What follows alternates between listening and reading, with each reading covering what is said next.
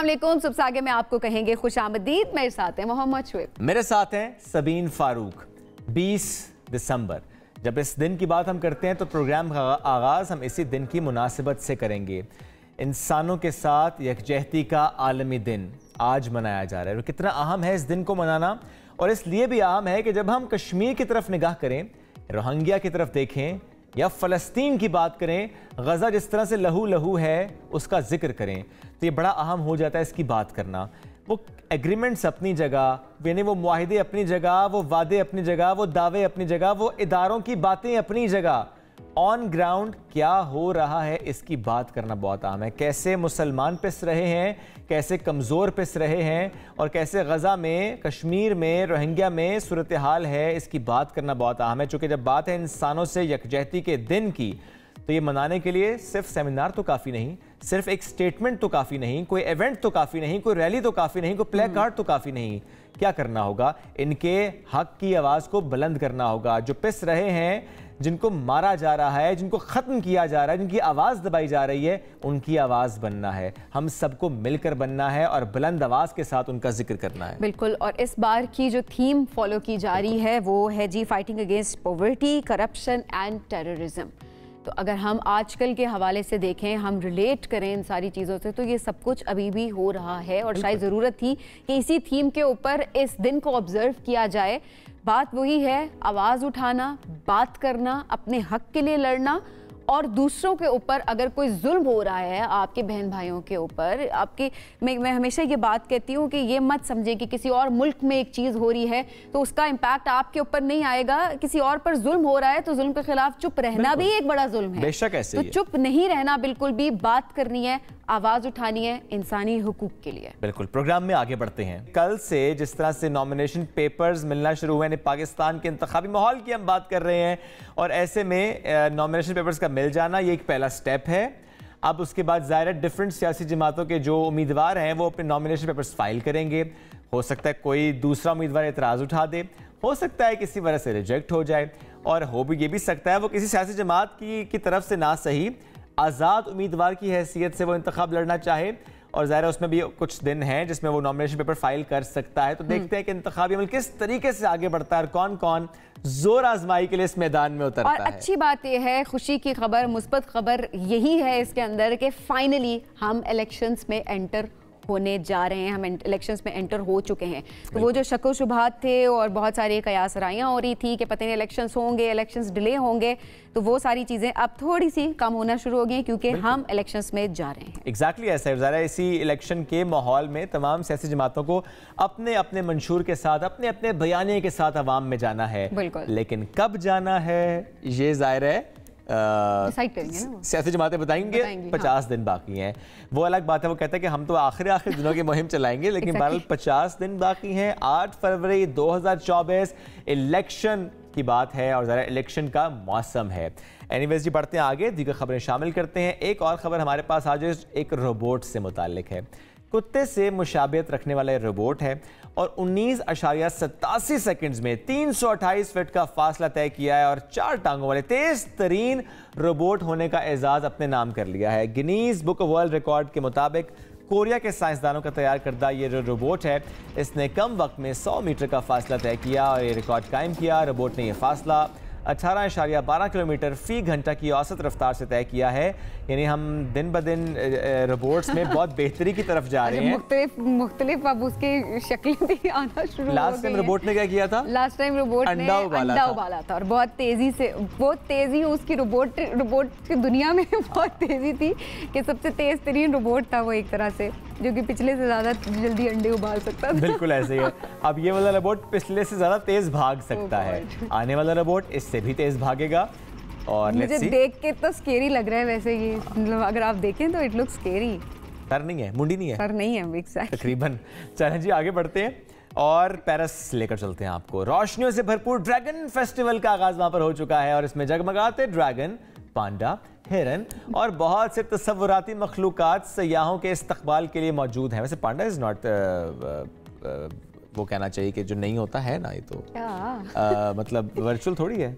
हाँ वही मतलब रियल है? अच्छा नहीं, उसको वर्चुअल रंग दिया गया, ओके फाइन। अब ये एक बेसिकली चीनी मेला है जो पहली बार चीन की सरहदों से बाहर पेरिस में मुनक्किद हो रहा है और दिल मोह लेने वाले चीनी आर्ट के रोशनियां बिखेरते मुख्तलिफ नमूने फेस्टिवल की जीनत हैं जो कि सयाहों को अपनी जानिब खींच रहे हैं और छोटे बड़े सब इसमें भरपूर दिलचस्पी ले रहे हैं। और इस मेले में रक्स भी है, मौसीकी भी है और साथ साथ मुख्तलिफ करतब भी पेश किए जा रहे हैं। और सबसे अच्छी बात इसके अंदर ये भी है कि फ्रांस और चीन के दरमियान जो सिफारती ताल्लुकात हैं उसकी 60वीं सालगिरह के सिलसिले में भी जारी तकरीबात का हिस्सा, मतलब वो तकरीबात हिस्सा होंगे। अच्छा ओके। अब जो विजुअल मैंने देखा तो मैं समझ पाया सबीन के बहुत सी मखलूकात उसको लाइट्स की सूरत में दिखाया जा रहा है। एग्जैक्टली, देखिए एक आर्ट की फॉर्म है ना एक तरह से, ब्यूटीफुल।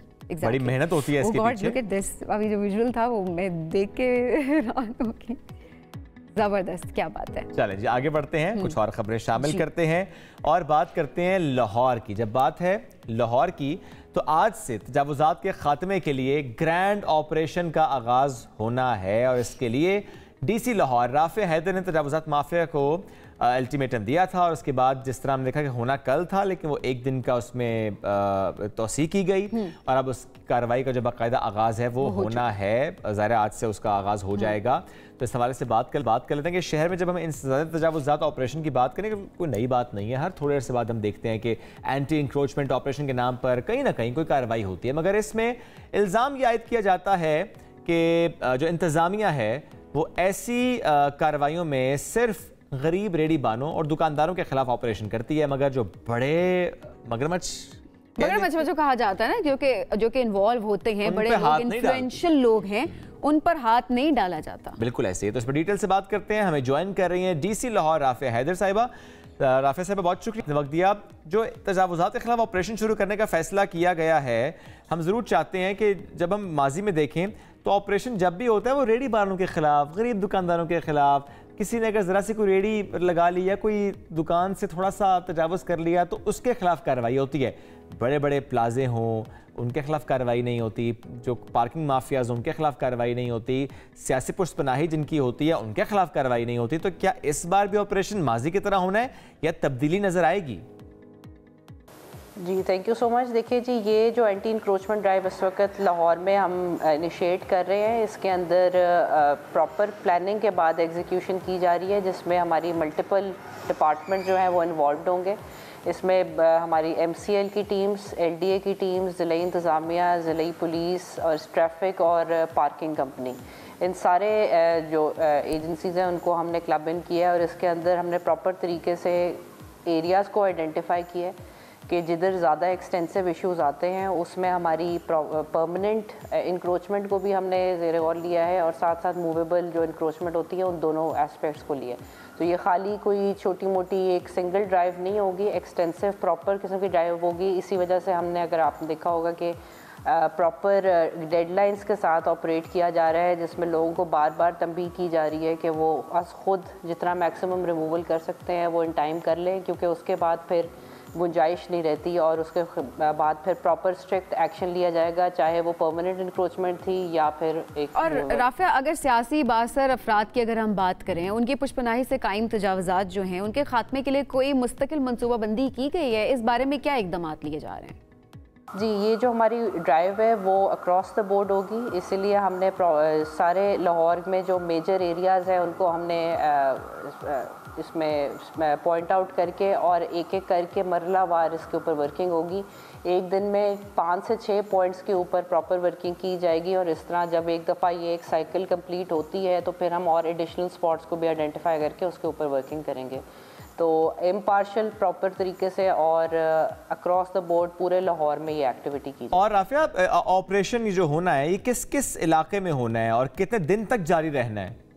जी, ऑपरेशन देखिए ये अब थोड़ी सी कंटिन्यूस नेचर का होगा। उसमें अभी इनिशियली हमने 23 पॉइंट्स को आइडेंटिफाई किया है जिधर अब नेक्स्ट 4 से 5 दिनों के दरमियान जो है इसके ऊपर एक्टिविटी होगी और हर रोज़ जो है लाहौर के तकरीबन हर एरिया के अंदर वर्किंग की जा रही होगी कि जहाँ 5 से 6 पॉइंट्स जो हैं, इसमें 6 पॉइंट्स का मतलब ये है कि एक्सटेंसिवली पूरी रोड को कवर किया जाएगा एंड टू एंड।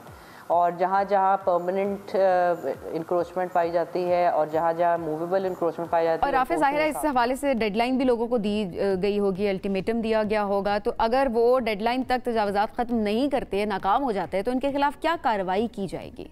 देखिए, इस दफ़ा जो है जो इतना एक्सटेंसिव ऑपरेशन जो किया जा रहा है उसके अंदर हम सिर्फ फिर रिमूवल के ऊपर नहीं करेंगे और खाली जुर्माने नहीं होंगे, इसमें अरेस्ट और प्रॉपर जो है वर्किंग के साथ हम इनिशिएट कर रहे हैं ये चीज़ के जहाँ जहाँ लोग कंप्लाई अभी भी नहीं करते उनको मौके पर अरेस्ट भी किया जाएगा, उनकी जो परमानेंट इंक्रोचमेंट्स हैं उनको मौके पर तोड़ा जाएगा, इसलिए साथ मशीनरी वगैरह भी मूव करेगी और जो मूवेबल इंक्रोचमेंट है उसको परमानेंटली जब्त कर लिया जाए। अच्छा, वैसे राफिया, जब तजावुज़ात की हम बात करते हैं तो आपके पास क्या इत्तलात हैं, कितनी मालियत का कारोबार तजावुज़ात के ज़रिए हो रहा है लाहौर में? देखिए, ये एक एक्सटेंसिव ऑब्वियसली उसके अंदर होती है चीज़ें, ये अक्रॉस लाहौर एक मसला है जहाँ पे हर मार्केट हर रोड पे ये चीज़ मौजूद है, तो उसका प्रॉपर किस्म का तखमीना तो नहीं लगाया जा सकता, लेकिन बहरहाल इसमें काफ़ी ज़्यादा अमाउंट में ऑब्वियसली स्ट्रीट वेंडर्स भी हैं, इसी तरह एक्सटेंसिव हमारे स्टॉल्स वगैरह भी हैं, तो काफ़ी उसमें। अच्छा राफिया, इसके अलावा जब भी ऑपरेशन इस तरह का कोई ऑपरेशन किया जाता है तो उस दौरान जो रेडी बान होते हैं वो ये शिकवा करते हैं कि इनके पास मुतबादिल ऑप्शन भी नहीं है, तो इंतज़ामिया इस मसले से निपटने के लिए क्या करी है? क्या इनके लिए कोई मुतबादिल कारोबार या कोई मनसूबाबंदी की जाएगी जहाँ पर उनको कोई मखसूस जगह उनको दी जाए जहाँ पर वो अपना काम कर सकें? देखिए, इसमें डिफरेंट एरियाज़ में मॉडल बाज़ार्स भी कायम किए गए। इसमें सबसे बड़ी एग्जांपल अगर हम देखें तो हरबंसपुरा साइड पे एक पूरा मॉडल बाज़ार एग्जिस्ट करता है, लेकिन साथ ही आपको इंक्रोचमेंट भी मिलेगी। तो जब तक जो चीज़ें बनाई गई हैं उनका इस्तेमाल नहीं किया जाता, उस वक्त तक ये बात नहीं की जा सकती कि जी ऑल्टरनेट नहीं दिया जा सकता, दिया गया। और बहरहाल इंक्रोचमेंट एक इलीगैलिटी है और उसको उसी तरह से डील आउट होना चाहिए। जहाँ जहाँ मौके बन सकते हैं वहाँ पे सरकार ने ये चीज़ें क्रिएट की हुई हैं, मॉडल बाज़ार एग्जिस्ट करते हैं, इन लोगों को वहाँ पे मूव इन करना चाहिए और उसके ऊपर और मज़ीद काम भी किया जा सकता है। बहुत शुक्रिया राफिया, साथ मौजूद थी, हमसे इस ऑपरेशन से मुतालिक गुफ्तगू कर रही थी। प्रोग्राम में आगे बढ़ते हैं। रैंप वॉक की है कभी? नहीं। शौक है? नहीं। बहुत से लोगों को शौक होता है वैसे, लेकिन सिर्फ शौक से काम नहीं चलता ना, जरा सीखना पड़ता है। एक आर्ट होता है और उस आर्ट के बगैर काम चलता नहीं। बड़ा ही मुश्किल आर्ट है ये, बहुत मुश्किल। फेवरेट आपकी वैसे मॉडल कौन है जो रैंप पे walk? The one and only Amna Ilyas and Vaneeza Ahmad, ये दो मेरी फेवरेट है। विनीजा मेरी बहुत फेवरेट हुआ करती थी, जाहिर है हमेशा से उनको हम देखते आ रहे हैं, और इसके बाद आमना इज माय फेवरेट। बिल्कुल ठीक है, लेकिन रैंप इतना इजी नहीं होता, और BCW यानी ब्राइडल कुट्योर वीक की जब बात करें और उस रैंप का जिक्र करें तो वाकई आसान नहीं होता। होता क्या है वहां पर, तैयारी कैसे कामयाब होता है, कितनी उसके पीछे मेहनत होती है, आज हम रैंप पे वॉक की बात करेंगे। कोई यहाँ पर लड़खड़ा भी जाता है, कोई यहाँ पर गड़बड़ा भी जाता है, और इसके पीछे जो पूरी मेहनत होती है, जो पूरी बैक स्टेज तैयारी होती है, वो मॉडल्स का आना, वो सिंगर्स का आना, वो शो स्टॉपर्स का आना, वो डिजाइनर का वहां पर पहुंचना और उनको तैयारी करवाना, रिहर्सल होना, ये बड़े दिनों की मेहनत होती है, जिसके बाद एक शो कामयाब होता है। इस रैंप पर जलवे बिखेरना इतना आसान नहीं, इन सितारों का जगमगाना इतना आसान नहीं होता। तो आज इस रैंप की बात कर रहे हैं और इस रैंप की तैयारी की बात करेंगे। जैसे हम कहते हैं एक प्रोग्राम का डायरेक्टर होता है, वैसे इस शो का भी तो एक डायरेक्टर है, तो आपकी उससे भी मुलाकात कराएंगे। किसको पड़ी डांट और किसको मिली शाबाशी, इस सब की करेंगे बात। रहिए मेरे साथ, हम बात करें हम ब्राइडल कुट्योर वीक की और इस रैंप की। रहिए मेरे साथ। व्हाइट टी शर्ट वाले बहुत आगे आगे आ जाते हो, यहाँ से म्यूजिक ऑन दोबारा। मैं बता रही हूँ इस कैमरे की वजह से हो रहा है। कई लोग बहुत ज्यादा रुक रहे हैं, कई लोग बिल्कुल नहीं रुक रहे।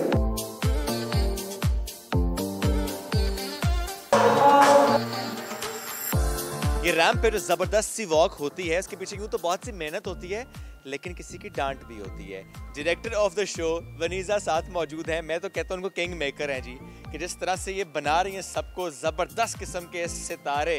कैसी हैं? पहले तो सितारों को मार रही हूँ कि वो बनना नहीं चाहते सितारे। टिमटिमा नहीं रहे ना? बिल्कुल टिमटिमा नहीं रहे। अच्छा, वैसे बीपी की गोली भी साथ रखी हुई है? वैसे रखनी चाहिए लेकिन अभी तक रखी नहीं है। अल्लाह का लाख लाख शुक्र है कि मैं खुद अपने आप को जरा काम कर लेती हूँ। माशाल्लाह। मैंने सबसे ज्यादा किसको डांटा है? अभी तो लड़कियों को ही डांट रही हूँ उस वक्त से कि देखो हमारे ज़माने में मैं इनको यही समझा रही थी, हमारी जो नई पौध है ना, उनको वो इंस्टा वर्ल्ड हो गया ना, उनको इंस्टेंट चीज़ें चाहिए। हम लोगों ने अपने टाइम पे, तुम्हारे साथ ये भी हो रहा होगा, कितनी मेहनत करी तो हम आज इधर पहुँचे। हम 4-4 दिन रिहर्सल्स करते थे, इनको आधा दिन रिहर्सल करा लो तो इनको मुसीबत पड़ जाती है। तो because they want instant gratification, instant.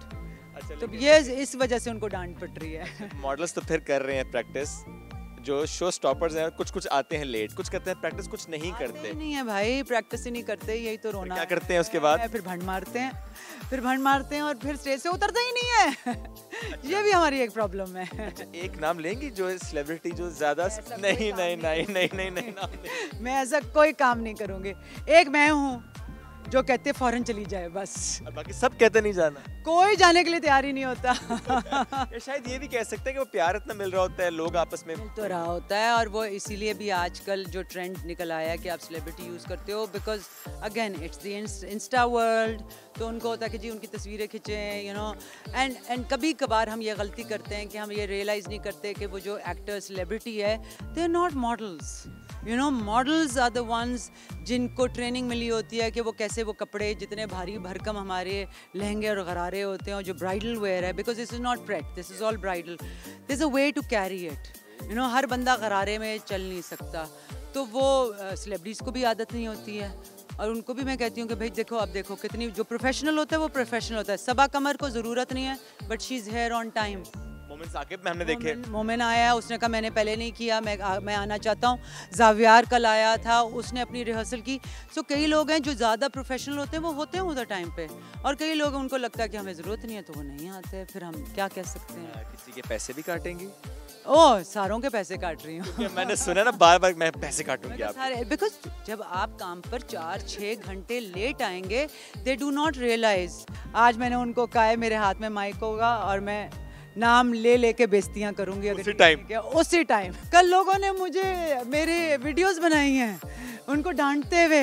मैं अभी एग्जैक्टली कह रहा था कि जिस तरह विनी डांट रही थी, अगर छोटा सा क्लिप बनाए वायरल बहुत होगा, लेकिन वो डांट बड़ी जरूरी है, बहुत जरूरी है। Thank you so much. Please director of the show Vaneeza, thank you very much, हमें टाइम दिया। इस रैंप पर जितने मॉडल्स आ रहे हैं, ज़ाहिर है इनके पीछे बहुत मेहनत, उनकी तो है लेकिन वनीजा की बहुत ज्यादा मेहनत है।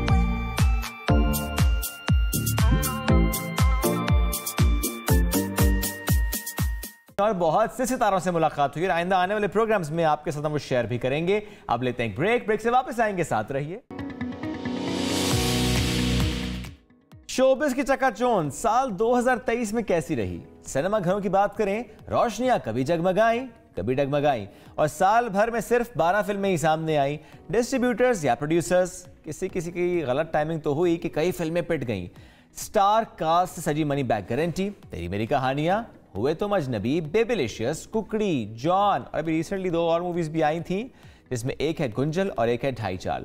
लेकिन कभी कभी ये होता है ना, तारीखों का टकराव हो जाता है और बिजनेस बुरी तरह से मुतासर हो जाता है। अब अगर ड्रामा इंडस्ट्री की बात करें तो फिल्म के बरक्स थोड़ी बेहतरी यहाँ पर हमें दिखाई दी। अच्छा, वहाँ पर लोगों ने बड़ा पसंद किया क्योंकि नए नए इश्यूज पे बात हुई, नए सब्जेक्ट से, जो कि लोगों को बड़ा पसंद आया कि ठीक है, अब नई चीज़ें होती हुई नज़र आ रही हैं। एक्चुअल जो सोसाइटी के हमारे इश्यूज हैं उनके ऊपर ड्रामास बनते नज़र आए, और जाहिर है जो हमारे सितारे हैं वो उन्होंने ड्रामा में बहुत अच्छा परफॉर्म किया। लोगों ने उनको फिल्म की निस्बत ड्रामा में ज़्यादा पसंद किया। उन्होंने कहा कि ये ड्रामा एक्टर ही हैं। काफ़ी सारे लोग हैं, लेकिन कुछ लोगों ने ज़ाहिर है पसंद भी किया। उन्होंने कहा कि फिल्म स्टार हैं और फिल्में, लेकिन बात वही है कि ऐसा क्या होता है कि हमारी फिल्म्स उस तरह से हिट नहीं हो पा रही होती जितना उन पर बजट उसमें इन्वॉल्व होता है, या जितना अच्छा उनको परफॉर्म करना चाहिए। तो आज इसी हवाले से बात करें कि 2023 फिल्म्स के लिए और ड्रामास के लिए कैसा रहा। हमारे साथ फिल्म क्रिटिक हारून शुएब मौजूद हैं। अस्सलाम वालेकुम, कैसे हैं आप? कैसे हैं आप दोनों? बिल्कुल ठीक ठाक। हारून, 2023 कैसा रहा हमारी फिल्म इंडस्ट्री और ड्रामा इंडस्ट्री के लिए? कुछ नरम, कुछ गरम।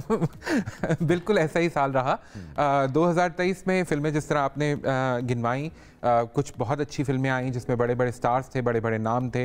मनी बैक गारंटी, मतलब क्या स्टार स्टडेड कास्ट थी उसकी। इसी तरह तेरी मेरी कहानियाँ है, हुए तुम अजनबी, बेबीलिशियस, गुंजल आप देखिए तो बहुत बड़े बड़े सितारे उसमें भी हमें नज़र आए जो कि टेलीविज़न के ऊपर बहुत उनकी एक फ़ैन फॉलोइंग है। लेकिन फिल्म्स को हम देखते हैं तो कुछ इतना अच्छा बिजनेस इस साल नहीं रहा। सिनेमा घरों को बहुत स्ट्रगल कर रहे हैं वो कि वो अपने दरवाजे खुले रखें फिल्म बीनों के लिए। होता ये है कि जब आप 2-3 अच्छी फिल्में, क्योंकि फिल्में इतनी ज़्यादा तो नहीं बन रही पाकिस्तान में, अगर 12 फिल्में बनी हैं इस साल में तो 12 ही महीने थे। अब उसमें से 6 फिल्में या 4 फिल्में अगर एक ही वीकेंड के ऊपर रिलीज़ हो जाती हैं तो फिर वो आपस में ही मुकाबला करती हैं और उस वीकेंड में जो आपका मीट मसाला होता है वो ढेर हो जाता है। एक ही डेट पे या उसी टाइमिंग में क्यों रिलीज करते हैं वैसे फिल्म्स? वैसे क्योंकि एक आम तौर पे हमें कोई इतना ज्यादा अंदाजा नहीं है इन चीजों का, लेकिन बिजनेस सेंस भी नहीं बनती ना, बिजनेस सेंस नहीं बनती वो इस तरह, क्योंकि हम एज एन इंडस्ट्री शायद सोच नहीं रहे कि फिल्म इंडस्ट्री को जो है हमने सस्टेन करना है, उसको आहिस्ता आहिस्ता ग्रो करना है। तो जब अपनी इंडिविजुअल सोच रखते हैं फिल्म साज और डिस्ट्रीब्यूटर्स तो फिर इस तरह के मसाइल आते हैं। आप देखिए आपस में ही टकराव होता है कि जी इतने स्क्रीन्स इस फिल्म को मिल जाएं या इतने स्क्रीन्स उस फिल्म को मिल जाएं, शो टाइमिंग्स के ऊपर इसी तरह फिल्में आपस में झगड़ती रहती हैं। अगर वही आप स्पेस आउट कर दें और एक महीने में एक फिल्म अच्छी आप दे दें तो, क्योंकि ज़ाहिर है एक महंगा तफरी है और एक फैमिली अगर 4 या 5 लोगों की है तो वो जब फिल्म देखने जाते हैं तो वो अपने महीने का बजट तफरी का वहाँ पर खर्च करके आते हैं। वैसे मैंने एक इशू और भी देखा है जो कि बहुत सारे लोग मुझसे मुत्तफिक होंगे, बहुत सारे लोग इख्तलाफ भी करेंगे, सबको इख्तलाफ राय का हक भी है। बिल्कुल, मुझे लगता है कि लोग नए चेहरों को देखना चाहते हैं फिल्म्स के हवाले से, क्योंकि जो चेहरे हम फिल्म्स में इंट्रोड्यूस, तो मैं पता नहीं कहना भी चाहिए कि नहीं, क्योंकि वो ऑलरेडी इंट्रोड्यूस्ड है इंडस्ट्री में तो हैं ऑब्वियसली। तो जो लोग देख रहे होते हैं ड्रामाज में तो वो फिल्म को फिल्म की तरह नहीं देख रहे होते, वो एक ड्रामा एक्टर के तौर पे उस एक्टर को देख रहे होते हैं। बिल्कुल सही कह रही हैं आप। एक माइंडसेट होता है, फिर वो शायद फिल्म की वो इंपॉर्टेंस नहीं रहती। क्योंकि अगर हम बॉलीवुड की भी बात कर रहे हो, हम इसके अलावा हॉलीवुड की भी बात कर रहे हो, तो हमने देखा है कि जो फिल्म्स होती हैं वो फिल्म स्टार्स अलग होते हैं। अच्छा, अब शायद थोड़ा सा ये बात इस तरह बदल गई है कि ओवर एक्सपोजर तो हो गया। जैसे अब जहां मेरे ख्याल में last film stars that we had was Shaan, जो कि फिल्म स्टार थे। उन्होंने टेलीविजन के ऊपर काम नहीं किया, हमने कभी उनको छोटी स्क्रीन पे ड्रामे में परफॉर्म करते नहीं देखा था। अब वही एक्टर्स हैं जो ड्रामों में भी काम कर रहे हैं और फिर फिल्मों में भी आते हैं, और फिर over exposure through social media बहुत ज़्यादा हो गया है। मेरे ख्याल में एक जो बहुत बड़ा मिस्टेक होता था फिल्म स्टार्स का, वो ये होता था उनकी ज़ाती ज़िंदगी कैसी है, क्या हो रहा है। अब आपको पता है कि आपके फिल्म स्टार ने, आपके फेवरेट फिल्म स्टार ने नाश्ते में क्या खाया, खाने में क्या खा रहा है और रात के डिनर का उसका क्या प्लान है। सो ये जब आपको पता होता है तो फिर वो जो है ना एक मिस्ट्री वो ख़त्म होती जाती है। तो इन चीज़ों को थोड़ा सा सोचना पड़ेगा और टैक्टफुली चलना पड़ेगा अगर हम चाहते हैं कि हमारी फिल्म इंडस्ट्री चलती रहे और हमारे सिनेमाज जो हैं वो ऑपरेट करते रहें। क्योंकि सिनेमाज सिर्फ बिजनेस के बेसिस पे चलते हैं, बिजनेस नहीं होगा तो सिनेमाज बंद हो जाएंगे। जो हमारे 300-350 स्क्रीन्स हैं मुल्क में और मुतासर हो जाएंगे, चाहे फिर डिस्ट्रीब्यूटर की गलती हो, प्रोड्यूसर की गलती हो, कोई और गलती हो। अब आते हैं ड्रामा इंडस्ट्री पे जी। जैसे कुछ नाम ऐसे कि वो 2023 कहते हैं उन्हीं के लिए रहा, जैसे कि वहाज के लिए बड़ा अच्छा साबित हुआ, दुरेफिशा के लिए बड़ा अच्छा साबित हुआ, यमुना के लिए भी खासा बेहतर रहा जी। और अगर सिंगर्स में तो कैफे खलील के नाम रहा तो ये वो नाम है जो 2023 ले गए। बिल्कुल ऐसे ही है।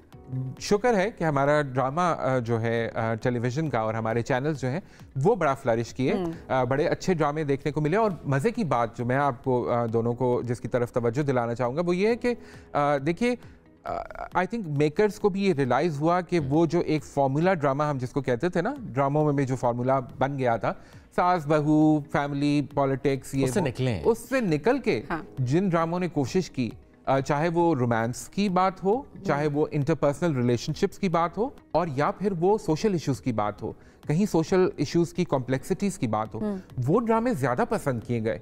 सो ये बड़ी एक हौसला अफजा बात है। तो ये जो इतने टाइम से हम कहते आ रहे थे कि इसके अलावा रेटिंग्स नहीं आती, लोग देखते नहीं है, इसलिए हम ऐसे ड्रामे बनाते नहीं है, तो ये बहाना खत्म हो चुका है। क्योंकि अब कुछ नए ड्रामाज ऐसे आना शुरू हो गए जहां पर रियल इश्यूज पे बात हो रही है और लोगों ने देखे, पसंद भी किया, सोशल मीडिया पे उनकी हाइप भी क्रिएट हुई है और वो ड्रामे ट्विटर पे ट्रेंड भी करते रहे। बिल्कुल ऐसा ही है। आप देखिए कि उसके उन्होंने डिस्कशन ट्रिगर की।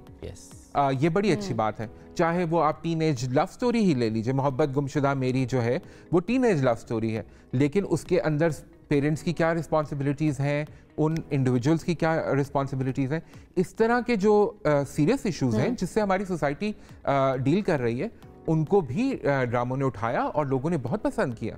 और इन्हीं ड्रामा एक्टर्स की बात करें या फॉर दैट मैटर एक्टर्स की बात करें, आपकी नज़र में सबसे ज़्यादा किसने कमाया? नाम तो कमाया सो कमाया, पैसा किसने बनाया? अगर हम ड्रामों के हवाले से देखें तो मेरे ख्याल में Wahaj has really taken off very well. Durefisha ने बहुत अच्छा काम किया, उनके 3-4 बड़े सीरियल आए इस साल में और अभी भी चल रहे हैं। तो आई थिंक ये 2 कैरेक्टर्स, यमुना का है कि वो थोड़ा कम काम करती हैं, अपनी मर्जी से करती हैं, काम करती लेकिन हैं, जब भी काम करती हैं तो वो सोच समझ के वो अपना स्क्रिप्ट सिलेक्ट करती हैं, बिल्कुल परफॉर्म करती हैं। अच्छा, एक और चीज़ जो सबीन मैं आपकी तवज्जो दिलाऊं, ये जब हम फीमेल एक्टर्स की बात करते हैं तो जो एक कन्वेंशनल आइडिया था ना कि जी वो पिक्चर परफेक्ट किस्म की एक वो लड़की होनी चाहिए, ये रियल लाइफ लड़कियां, these are girls next door. तो ये भी लोगों ने एक्सेप्ट किया कर सकते हैं कि ये जनाब कोई भी हो सकता है, ये किसी की भी कहानी हो सकती है। यमुना का बख्तावर आप देखिए तो बिल्कुल उसमें एक ऐसा कैरेक्टर था जिसमें ग्लैमर उस तरह नहीं नजर आया, लेकिन वो एक बड़ा एक्सपेरिमेंटल चीज़ की चैनल ने, तो इस तरह के सब्जेक्ट्स को भी टच करना ज़रूरी है। और अब मुझे लगता है कि अगले साल इंशाल्लाह और ज्यादा एक्सपेरिमेंटेशन होगी। अच्छा, ये बड़ी अच्छी बात है कि रिलेट करना बड़ा जरूरी होता है लोगों का। अब जिस तरह ग्लैमर से थोड़ा हट के आप अगर बात करें, अब जिस तरह अभी हमारा ड्रामा चल रहा है इश्क मुर्शिद, उसमें दुरेफिशा वो देखें तो ऐसा लगता है कि आप रिलेट करते हैं कैरेक्टर से, ना उसके अंदर ज्यादा मेकअप है, ना उस तरह के कपड़े, ना ज्वेलरी, ना वो ग्लैमरस बैकड्रॉप है कि बहुत ही कोई एफ्लुएंट क्लास की कोई रिप्रेजेंटेशन हो रही हो, लेकिन उसकी जो अभी फॉलोइंग है वो दिन ब दिन बढ़ती जा रही है। मैं कहूंगी नूरे जहां और नूरे मोहब्बत, बिल्कुल अहमद ज़ेब ने क्या जादू उनकी आवाज में है। और वो एंड आई थिंक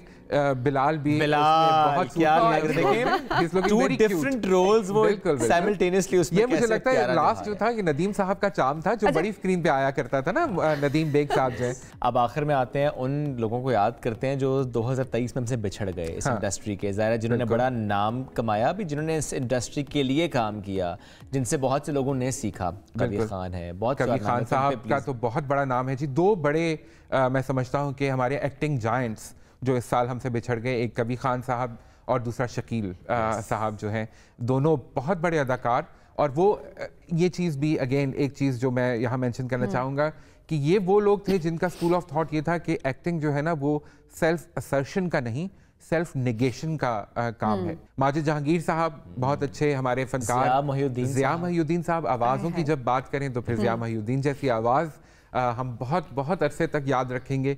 राइटर्स की बात करें, अमजद इस्लाम अमजद साहब, ड्रामा इंडस्ट्री की जब ड्रामा राइटिंग की बात आती है तो उन जैसे ड्रामे जो हैं, किसने लिखे वारिस, उनका ड्रामा जो था वो मतलब पाकिस्तान की हिस्ट्री में एक यादगार ड्रामे के तौर पे, संगे मील के तौर पे जाना जाता है। इसी तरह अगर हम देखें तो और बहुत से लोग जो कि बहुत खूबसूरत काम करने वाले थे इस साल हमें छोड़ के गए, लेकिन अपना काम हमारे लिए छोड़ गए हैं, तो हम उनको उनके काम के हवाले से याद रखेंगे।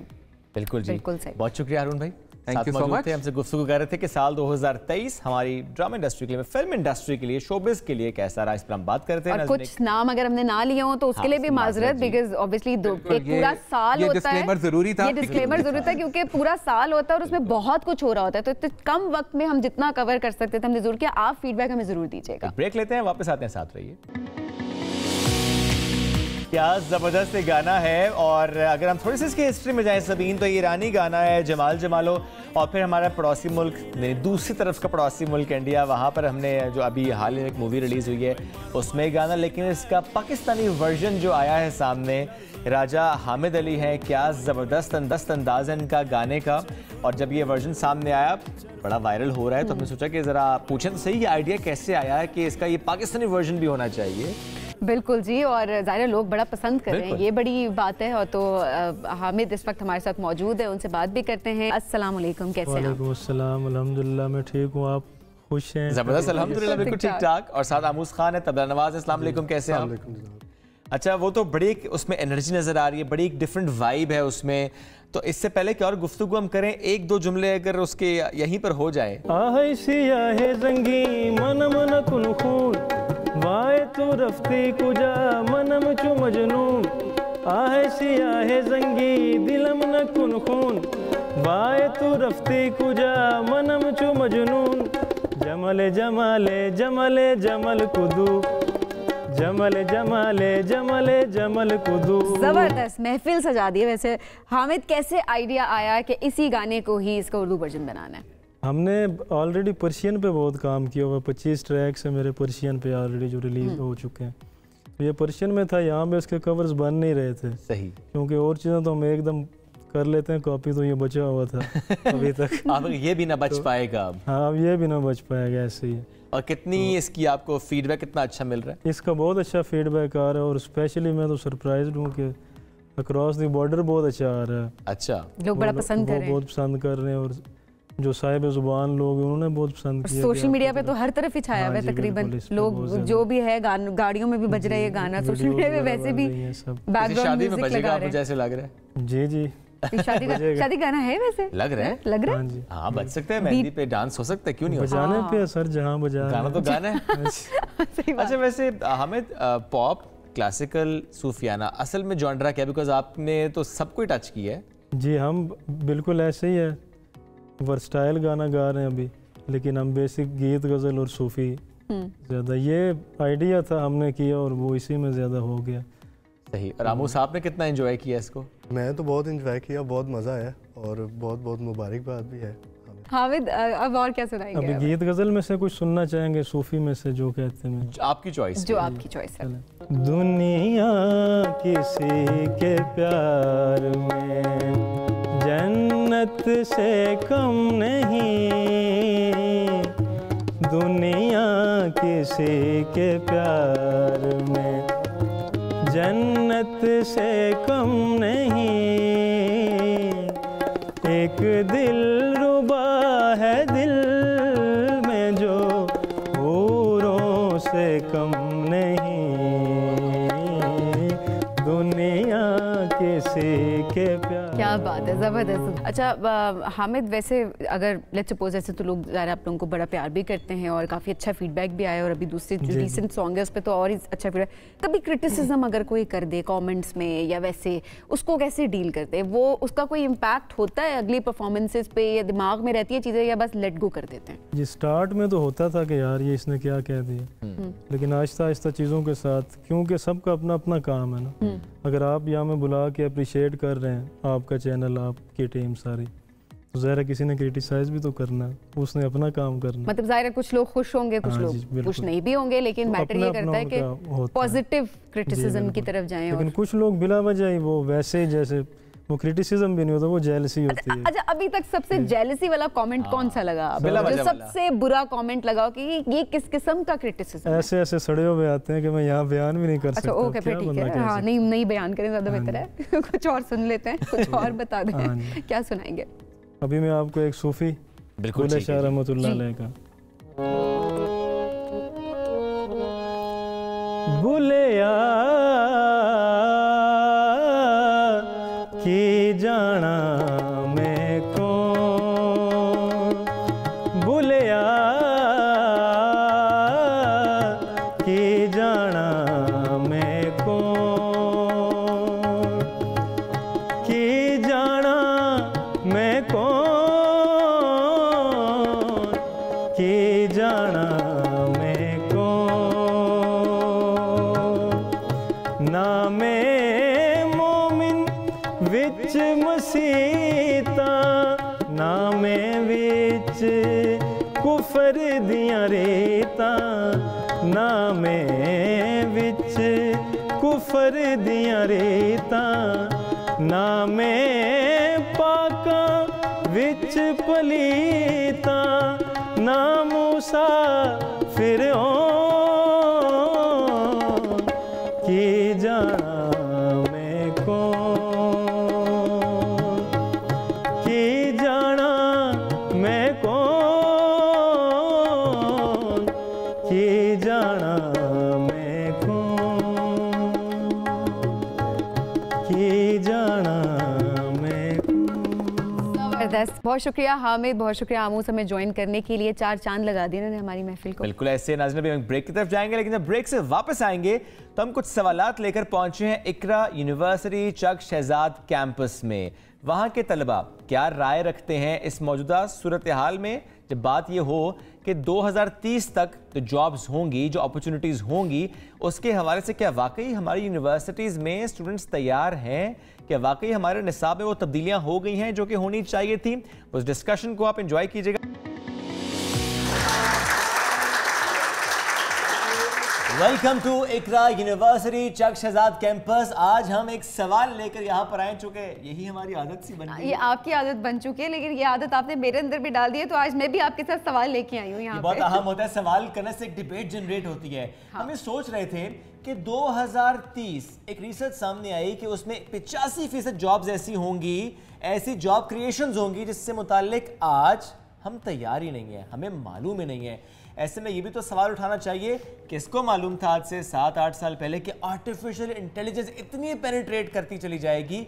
तो क्या हमारे तालीमी इदारों में, हमारे निसाब में, तालीमी इदारों में इतनी तब्दीली आ रही है, वो चेंजेस आ रही हैं, ये सोच आ रही है कि अपने बच्चों को आपने अट पार करना है, या कि बच्चे हैं परेशान कि करेंगे क्या? और हमारे टीचर्स कितने कंसर्न हैं, और इसके अलावा हमारे स्टूडेंट्स क्या सोचते हैं जब वो क्लास में बैठकर अपने सब्जेक्ट का लेक्चर लेते हैं, तो उस टाइम पर उनकी क्या थॉट्स होती हैं, और क्या वो वाकई परेशान हैं कि 2030 में वो क्या करेंगे? आज जिस डिग्री में वो एनरोल्ड हैं, जिसकी फीसें वो दे रहे हैं और जिस तरह से उसके लिए मेहनत कर रहे हैं, क्या वो डिग्री 2030 में उनके काम आएगी या नहीं आएगी?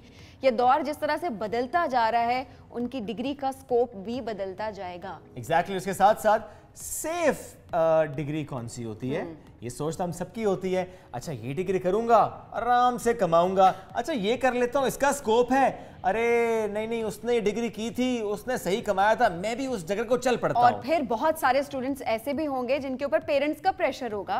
वो ये कह रहे होंगे हमारे पेरेंट्स ने हमें इस डिग्री में एनरोल करवा दिया क्योंकि उनको था कि हमारा बच्चा तो यही बनेगा, इसी फील्ड में उस हमारे बच्चे ने जाना है, और अब उसका इंटरेस्ट भी नहीं है लेकिन वो उस डिग्री में एनरोल हो चुका है। अब ऐसे स्टूडेंट को क्या करना चाहिए? अब ये देखिए सबीन के वो वक्त जब कहते थे या इंजीनियर या डॉक्टर, फिर एक दौर आया कि डॉक्टर इंजीनियर की सोच से बाहर निकल के कंप्यूटर के दौर में आए, लेकिन अब दौर फिर बदल रहा है। अब कंप्यूटर के अंदर रहते हुए भी एआई और for that matter her domain में हम देखते हैं टेक्नोलॉजी पेनिट्रेट कर रही है। तो इन्हीं सवालों के साथ आज हम इस यूनिवर्सिटी में पहुंचे हैं। हमारा पैनल साथ मौजूद है। सबसे पहले हमें ज्वाइन किया है हिशाम सरवर साहब ने, और उनके साथ मौजूद हैं इसी यूनिवर्सिटी की डॉक्टर हैं सरिश अली, फार्मेसी डिपार्टमेंट में पढ़ाती हैं, साथ मौजूद हैं, तो बच्चे उनसे सवाल बिल्कुल कर सकते हैं आज। अस्सलाम वालेकुम, कैसी हैं आप? और उनके साथ मौजूद है इस पैनल में खुरम इलाही, मोटिवेशनल स्पीकर है, रिसर्च स्कॉलर है, मुख्तलिफ ट्रांसमिशन में साथ होते हैं, और आज हमने सोचा कि ज़रा उनको भी मदऊ कर लेते हैं और स्टूडेंट्स उनसे भी सवाल करें। अस्सलाम वालेकुम खुरम भाई, कैसे हैं आप? मैं खैरियत से हूँ, आप कैसे हैं? अल्हम्दुलिल्लाह बिल्कुल ठीक ठाक। ये है हमारा पैनल, तो सवाल लेकर चलते हैं अब हम ऑडियंस में। सबीन आप किस तरफ जाना चाहेंगी? मैं सिराते मुस्तकीम पे। मेरा भी रास्ता सीधा ही है। सबसे पहले चलते हैं अपने पैनलिस्ट की तरफ। हिशाम आपसे शुरुआत करेंगे। जाहिर है बच्चे, अभी जो स्टूडेंट्स हैं हमारे, वो पैसा भी कमाना चाह रहे, तो कहते हैं कि हम ऐसी डिग्री करें कि हमें आगे चलकर कोई मुश्किल ना हो। तो क्या 2030 में जो जॉब अपॉर्चुनिटीज़ होंगी, क्या आज हम अपने स्टूडेंट्स को उनके लिए तैयार कर रहे हैं? आपका क्या पर्सपेक्टिव है? ये जो हमारा एजुकेशन सिस्टम है, ये 1900 इंडस्ट्रियल रेवोल्यूशन की बेसिस पर बना है, जहाँ पे फार्मास्यूटिकल या फिर इंडस्ट्री की जो रिक्वायरमेंट है उसको पूरा करने के लिए तालीम दी गई, चाहे वो मैनेजमेंट की हो, चाहे वो हिसाब किताब की हो, जिसको मैथ्स कहते हैं, सो एंड सो फोर्थ। ये जो करंट एजुकेशन सिस्टम है, with emergence of technology, computer के एवोल्यूशन के बाद हम देखते हैं कि दुनिया बड़ा तेज़ी से तरक्की कर रही है। टेक्नोलॉजिकल एडवांसमेंट इतनी हो गई हैं कि आपके दस्तरस पे है पूरी दुनिया का इल्म। वो तमाम मालूमात, वो तमाम इंफॉर्मेशन एक स्मार्टफोन पे आपको आराम से मिल सकती है अगर आप गूगल पे जाएं तो इसका मतलब ये है कि जो एवोल्यूशन ऑफ एजुकेशन है ना, वो वक्त के हिसाब से टेक्नोलॉजिकली बेस्ड नहीं हो पा रही, पर्टिकुलरली थर्ड वर्ल्ड कंट्रीज़, और पाकिस्तान उसमें कोई एक्सेप्शन नहीं है। तो सवाल का सीधा जवाब नहीं, हम नहीं पहुंच रहे वहाँ पे। हम नहीं पहुंचे, और अभी ऐसी कोई भी चीज़ नहीं हो रही जिससे हमारे बच्चे, हमारे स्टूडेंट्स 2030 में जाकर compete कर सकेंगे। खुरम, आप क्या कहेंगे इस बारे में?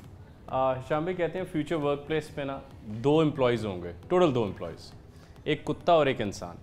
इंसान का काम ये होगा कि सुबह 12 बजे कुत्ते को खाना देना, और कुत्ते का काम ये कि इंसान मशीन्स के पास ना जाए। हिशाम भाई क्योंकि एक टेक्नोलॉजी वर्ल्ड से हैं, बहुत एक बासर शख्सियत हैं, मेरा, क्योंकि हम दोनों एक ही रियलिटी के ऊपर बात करना चाह रहे हैं, मेरा ज़्यादा बड़ा कंसर्न ये कि क्या 2030 में हम इंसान रह पाएंगे।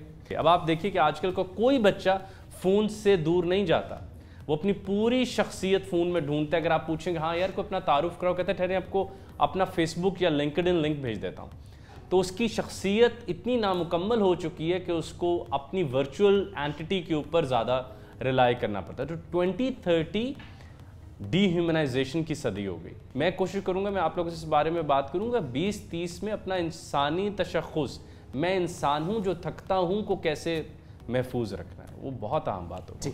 सरिश, आपसे स्टूडेंट्स ये कंसर्न शेयर करते हैं कि वाकई वो परेशान होते हैं कि वो जो पढ़ रहे हैं उन्हें लगता है कि शायद ये बाहर जाकर इस्तेमाल नहीं होगा, वो शायद कमा नहीं पाएंगे इन डिग्रीज के बेस पर।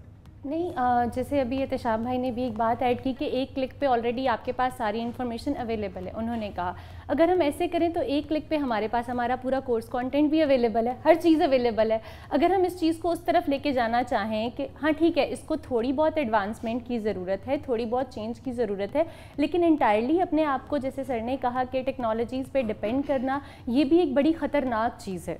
मैं इसको ऐसे कहूँगी कि हम आने वाले टाइम में ये भी जो है, हमने अपने आप को इतना आदी बना लिया हुआ है इन सहूलियात का, हमने आपको लग जाएगा हमें। एग्जैक्टली, ये आपकी राय। हम कुछ सवाल भी हमारी फिजिकल एक्टिविटीज जीरो होती जा रही हैं with the passage of time. बिल्कुल ठीक है, तो सवाल लेते हैं जी और उनसे पूछते हैं। पहले तो ये बुनियादी सा सवाल कि आप क्या करना चाहते हैं, क्या बनना चाहते हैं, क्या फ्यूचर गोल्स हैं, क्या एम है? आपसे स्टार्ट करें। अस्सलाम वालेकुम जी, कैसी हैं आप? ये आप माइक ले लीजिएगा। आप क्या करना चाहती हैं? I want to be a businesswoman. Okay, independent life गुजारना चाहती हूँ। और यही सोच के आपने किस डिग्री का इंतखाब किया? जी, बीबीए। आपको लगता है कि सेफ डिग्री है ये आपके लिए? जी सेफ है, अल्हम्दुलिल्लाह। ठीक है, अब मैं आप तीनों से चाहूँगा एक कमेंट करें, वो जो समझ रही हैं कि सेफ डिग्री है और बीबीए में उन्होंने एडमिशन लिया। किस सेमेस्टर में आप अभी? Second semester. सेकंड सेमेस्टर में, तो आपको भी लगता है कि सेफ फॉर हर? पहले शाम भाई आप। डिग्री कोई भी हो, वो नॉलेज देती है आपको, ठीक है। डिग्री का स्कोप तो अपनी जगह ना, दुनिया तो मांग रही है। अगर आज आप बात करते हैं कि हमारे हमसाया मुल्क में बड़ी जो कंपनीज़ हैं उनके सीईओ पोजीशंस पे इंडियंस जो हैं वो विराजमान हैं, तो इसकी वजह यही है कि डिग्री लेके आए थे ना, तो इसका मतलब डिग्री की इंपॉर्टेंस तो रहेगी। आपकी जो एक्सीलेंस है ना इन अ प्रोफेशनल लाइफ, वो डिपेंडेंट है डिग्री के नॉलेज पे और आपके अपने स्किल सेट पे। अच्छा, अब इन दोनों का थोड़ा सा ज़रा कॉम्बो बनाने की कोशिश करते हैं, जस्ट फॉर अ डिस्कशन से। नॉलेज तो आपको डिग्री दे रही है कि कैसे आपने मार्केटिंग करनी है, कैसे आपने फाइनेंसेस को मैनेज करना है, कैसे आपने बिजनेस करना है, कैसे आपने अपने आप को पर्सनल डेवलपमेंट की तरफ जाना है, कैसे आपने कम्युनिकेशन स्किल करनी है, कैसे आपने स्टैटिस्टिकल डाटा को कंपाइल करना है। ये तो आपको पूरी डिग्री आपकी बीबीए की बताती है। Alongside this what matters the most is कि टेक्नोलॉजिकल एडवांसमेंट के बाद आप जो अपना नॉलेज है उसके साथ स्किल सेट क्या सीख सकते हैं जो दुनिया डिमांड कर रही है। फिर आपकी फाइनेंशियल इंडिपेंडेंस भी है, बीइंग अ लेडी। इंटरनेट की दुनिया चादर चार दीवारी का तकद्दस पामाल किए बगैर आपको पूरा मौका देता है कि आप अपने स्किल सेट को, वो जो डिग्री ने आपको नॉलेज दिया और वो स्किल सेट जो आपने खुद अपना इम्प्रूव किया इंटरनेट के हिसाब से, उस स्किल को दुनिया भर में बेच के पैसे कमा के फाइनेंशियल इंडिपेंडेंस ले सकते हैं। सो समराइजिंग दिस टू एलिमेंट्स, एक नॉलेज जो आपको आपकी डिग्री देती है, कोई भी डिग्री हो, और दूसरा स्किल है, वो स्किल के उस नॉलेज को कैसे एम्पलीफाई करके मैंने इंटरनेट पे अपनी नॉलेज को बेचना है और अपने स्किल को बेचना है। That is where we need to understand के बर्डन ऑफ रिस्पॉन्सिबिलिटी, और ये बड़ी काबिल गौर बात है जी, बर्डन ऑफ रिस्पॉन्सिबिलिटी खाली तालीमी इदारे पे नहीं है। आज जो रिस्पॉन्सिबिलिटी है वो बच्चे पे भी उतनी ही आयद होती है कि आया वो अपने स्किल सेट को, खा वो सॉफ्ट स्किल सेट हो या वो technological tech based skill set हो, उसमें इंप्रूव कर रहा है कि नहीं कर रहा। डॉक्टर साहब आपकी तरफ जरूर आएंगे, लेकिन सबसे पहले मैं चाहूंगी कि हम इनसे बात करें। अस्सलाम वालेकुम जी। वालेकुम अस्सलाम। क्या नाम है आपका? ईमान। ईमान, ईमान आपने कौन सी डिग्री चूज की है? मैं डीपीटी। डीपीटी, और इस वक्त कौन से सेमेस्टर में है? मैं 5th सेमेस्टर में। तो ईमान, आपको लगता है कि आपको तालीम उसी तरह से दी जाती है जो कि आपकी डिग्री की रिक्वायरमेंट है? हाँ, उस हिसाब से तो दी जा रही है, टीचर्स भी अपनी तरफ से बहुत एफर्ट करते हैं, लेकिन जो पाकिस्तानी एजुकेशन सिस्टम है ना, उससे हम सेटिस्फाई बिल्कुल भी नहीं है। अच्छा, इसका क्या मतलब हो गया? आपको ऑब्वियसली एजुकेशन सिस्टम तो यही है, आपके टीचर्स आपको पढ़ा रहे हैं। हाँ। फ़र्क क्या है इसमें? फ़र्क ये है कि यहाँ पर पाकिस्तान में ना MBBS की ज़्यादा स्कोप है, जैसे आपको पता है, और DPT की बिल्कुल भी स्कोप नहीं है। अब हम DPT करेंगे, हमारे पास अपॉर्चुनिटीज़ बहुत ही कम होंगी। कहीं जाकर कोई 1 सीट मिल गई, 2 सीट मिल गई, इससे ज़्यादा तो DPT की सीट्स आती ही नहीं है हमारी गवर्नमेंट मेरिट में। और प्राइवेट तो जॉब करना ही मतलब उसका कोई फ़ायदा ही नहीं होता, तो उस हिसाब से। अच्छा, आई थिंक एक और ज़बरदस्त क्वेश्चन ज़रूर है कि बहुत सारे स्टूडेंट्स ये कहते हैं कि अब आप डिग्री में इनरोल तो ज़रूर हो चुके हैं, लेकिन इशू ये है कि उस डिग्री का आगे कोई स्कोप है या नहीं है, और अब उनको क्या करना चाहिए कि उनको अच्छी जॉब मिल ज़रूर सके। डॉक्टर साहब, आपकी तरफ आएंगे क्योंकि आप पढ़ाती भी हैं, आप टीचर भी हैं। मुझे ऐसा लगता है कि स्कोप डिग्री का नहीं होता, इंसान का होता है। A competent man is everywhere competent. ये बहुत अच्छी बात है जी, ज़बरदस्त। आप जो डिग्री भी हासिल करें उसमें एक्सेल कर सकते हैं अगर आपने वाकई अच्छे तरीके से अच्छे किया। तरीके से। अब वो कह रही हैं कि वो DPT कर रही हैं, और वो कह रही हैं कि MBBS वालों को उनसे सुपीरियर कंसिडर किया जाता है, उनके लिए जॉब अपॉर्चुनिटीज़ ज़्यादा हैं, उनके लिए सीट ज़्यादा है। अगर वो अपने स्किल को ज़्यादा बेहतर एक MBBS वाले से डेवलप करेंगी तो क्या जॉब अपॉर्चुनिटीज़ उनके लिए बेहतर? और ये वो कैसे करेंगी यूनिवर्सिटी में रहते हुए? इस पे यूनिवर्सिटी भी रिस्पॉन्सिबल है, उनके टीचर्स भी रिस्पॉन्सिबल है, और वो खुद सबसे ज़्यादा रिस्पॉन्सिबल है। अब जैसे हमारी यूनिवर्सिटी की बात करें, हमारी यूनिवर्सिटी ने इस टाइम पे इंटर्नशिप्स को मैंडेटरी कर दिया है कि हर स्टूडेंट इंटर्नशिप करेगा। उसका फ़ायदा क्या होगा? उसका फ़ायदा ये होगा कि उनको साथ साथ अपने प्रैक्टिकल इन्वायरमेंट का एक्सपोजर मिल रहा है, हैंड्स ऑन प्रैक्टिस हो रही है। इंस्टीट्यूट ये कर सकता है, टीचर क्या कर सकता है, अपने प्रैक्टिकल एक्सपीरियंस से इनको सिखा सकता है कि हम फील्ड में गए, हमने ये चीज़ फेस की, हम पहले यहाँ गए, यहाँ बेहतर नहीं लगा, वो ऐसे कर सकता है। फिर अब स्टूडेंट अपनी क्या करेगा, अपनी एफर्ट करेगा, वो देखेगा कि यार DPT करने के बाद मैंने हॉस्पिटल में जाना है, मैंने प्राइवेट सेटअप खोलना है, मैंने रिसर्च की फील्ड में जाना है, मैंने एकेडेमिया की फील्ड में जाना है, मैंने जिस भी फील्ड में जाना है वो डे 1 से उसको डिसाइड करेगा, वो उस पर काम करना शुरू करेगा, और वो उसी की तरफ क्या रहेगा, कंसिस्टेंट रहेगा। स्टूडेंट्स क्या करते हैं, निकलते हैं, सबसे पहले सोचते हैं मैं ये करके देख लेता हूँ, फिर साल एक वो करने के बाद क्या चले जाते हैं, दूसरी साइड पे चले जाते हैं। इस तरह से क्या होता है कि उनका कैरियर कॉम्प्रोमाइज़ होता है। 10 साल बाद भी वो उतने ही सैलरी पैकेज पे होते हैं कि जितना उन्होंने स्टार्ट किया था। यहाँ पे फिर किस चीज़ पे डिपेंड, के इंस्टीट्यूट पे करता है, स्टूडेंट के अपने आप पे डिपेंड करता है, और उनके टीचर्स पे डिपेंड। शाम भाई, ज़्यादा डिपेंड किस पे करता है, टीचर पे, इदारे पे, या खुद उस स्टूडेंट पे? तीनों जिम्मेदारी से आंख नहीं बंद कर सकते, इदारा, उस्ताद और बच्चा। लेकिन चलें, स्टेक किसका ज़्यादा लगा हुआ है? बच्चे का। तो वो अपने मुस्तकबिल के बारे में क्यों नहीं सीरियस होता? काबिल बनो, कामयाबी झक मार के तुम्हारे कदम चूमेगी। आज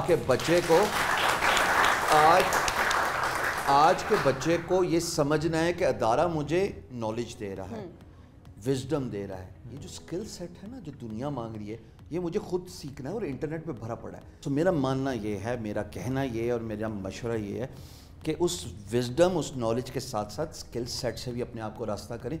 देखें कि दुनिया, इंटरनेट की दुनिया में क्या सर्विसेज ऑफर कर रही है, तभी आप ग्लोबल कम्पीट कर पाएंगे। जी खुरम, मैं चाहूँगी यहाँ पर एक चीज़ ज़रूर ऐड करें, रिस्पॉन्सिबिलिटी की जिस तरह से बात की, हम अपनी रिस्पॉन्सिबिलिटी खुद कैसे ले सकते हैं? हम सिर्फ डालते हैं रिस्पॉन्सिबिलिटी। एग्जैक्टली कि और कंप्लेन करते हैं कि हुकूमत कुछ नहीं कर रही, इदारे कुछ नहीं कर रहे, यूनिवर्सिटी कुछ नहीं कर रही, और उसके बाद हम सारा ब्लेम उनके ऊपर डाल देते हैं, अपनी रिस्पॉन्सिबिलिटी खुद नहीं लेते। क्यों? मेरा ख्याल है कि कायनात में 6 घंटे में मैं यूनिवर्सिटी जाता हूँ और 24 घंटे में अपने साथ होता हूँ। अगर यूनिवर्सिटी अच्छा नहीं पढ़ा रही तो बाकी के 18 घंटे तो मेरे साथ हैं। मैं अमूमन कहता होता हूँ रियासत मेरी तन्हाई की बुराइयों की भी जिम्मेदार है। क्या यूनिवर्सिटी जो मैं अपने अकेलेपन में भी अपने साथ संजीदा नहीं हूँ, अपने माँ बाप के साथ नहीं हूँ, क्या अब आप क्या उधर भी कोई रेगुलेशन लाएंगे, उधर भी कोई उस्ताद बैठाएंगे? तो याद रखिएगा, जो खुद के साथ संजीदा नहीं वो लैसा लिल इंसान ला मा सआ के असूल पर कायनात चलती है। भाई जो खुद के साथ संजीदा नहीं उसके बारे में मैं कैसे संजीदा हो सकता? ये पूछना ले, आप में से कितने खुद के साथ संजीदा हैं? बिल्कुल ऑनेस्ट बताएं जी, खुद के साथ संजीदा। पूरी रो सीरियस जी आ जाए, ये पूरी रो भी थी और ये भी नहीं थी, ये रो सीरियस थी। आप आ जाए जी, बहुत ज्यादा सीरियस है शोएब, वो टूट के कह रहे हैं मुझसे पूछो। ये ले जी, कितने सीरियस हैं अपने साथ? वालेकुम सलाम। सर इस क्वेश्चन का आंसर देने से पहले क्या मैं एक क्वेश्चन कर सकता हूँ इसके अलावा? बिल्कुल बिल्कुल जरूर। मेरा क्वेश्चन ये है कि हम पास में जाएं तो 9th 10th क्लास में इंग्लिश के एक सिलेबस में एक चैप्टर था चूजिंग अ राइट कैरियर। उसमें उसकी स्टोरी ये थी चूजिंग अ राइट कैरियर की कि उसमें पेरेंट्स जो थे वो ये चाहते हैं कि जी हमारा बेटा सिर्फ डॉक्टर या इंजीनियर बने। अब स्टूडेंट्स का ये मसला है कि how to choose a right career, ठीक है, मतलब लाइक वो यूनिवर्सिटी आते हैं, वो कुछ और करना चाहते हैं, बट अपने पेरेंट्स की वो वजह से वो उस अपनी फील्ड को छोड़ के कोई और फील्ड चूज करते हैं। मेरा सर से यहीं पर मेरा ख्याल है इस क्वेश्चन को मैं हिशाम में चाहूँगी कि आप इसको एड्रेस ज़रूर करें कि बहुत सारे बच्चे ऐसे जो कि पेरेंट्स के प्रेशर की वजह से किसी ना किसी डिग्री में इनरोल हुए कि हमारे पेरेंट्स चाहते थे कि हमारा बच्चा इंजीनियर बने, डॉक्टर बने, डीपीटी करे या फिर किसी और फील्ड की तरफ जाए, लेकिन उनका खुद इंटरेस्ट उसमें नहीं है। लेकिन ज़ाहिर है डिग्री को बीच में भी नहीं छोड़ा जा सकता। अब उन स्टूडेंट्स को क्या करना चाहिए? अगर आपने डिग्री सेलेक्ट कर भी ली है तो पहले तो देखे ना कि उस डिग्री के अंदर, do you remember that movie 3 idiots? Yes. ऐसे आगे मैं क्या बोलूं, ये केस तो उधर ही डिस्कस हो चुका है पूरा का पूरा। मुझे लगता है कि इट इज़ अबाउट टाइम कि यूनिवर्सिटीज़, कॉलेजेस और तालीमी इदारे के अंदर बहुत छोटी एज से ही काउंसलिंग स्टार्ट हो जानी चाहिए। लेकिन काउंसलिंग स्टार्ट होती है पहले उस उस्ताद से या साथी इकराम से जो आपको पढ़ाते हैं। काउंसलिंग स्टार्ट होती है आपके पेरेंट्स से। पेरेंट्स को भी एजुकेट करना है ना। ये ज़रूरी थोड़ी ना कि मेरे वालिद साहब या मेरे चचा या मेरे भाई जो हैं वो एक अच्छे डॉक्टर या अच्छे इंजीनियर थे। आज दौर आ गया कंप्यूटर का, टेक्नोलॉजी का, स्पेस एक्सप्लोरेशन का, और आप अभी भी अपने बच्चे को अपना मनपसंद प्रोफेशन उस पर थोप रहे हैं। या देखो अब दोनों ने एक ही वक्त में एक ही बात बोली, थोप रहे हैं। तो इसका मतलब ये है कि उनको भी एजुकेट करने की ज़रूरत है। खुरम भाई, अच्छा, पूरी जंग ना ज़िंदगी शनाख्त की जंग है। आप देखो, फूल से हमला तो नहीं करते, आपको शनाख्त है, फूल से मोहब्बत होती है, पत्थर से हमला करते हो।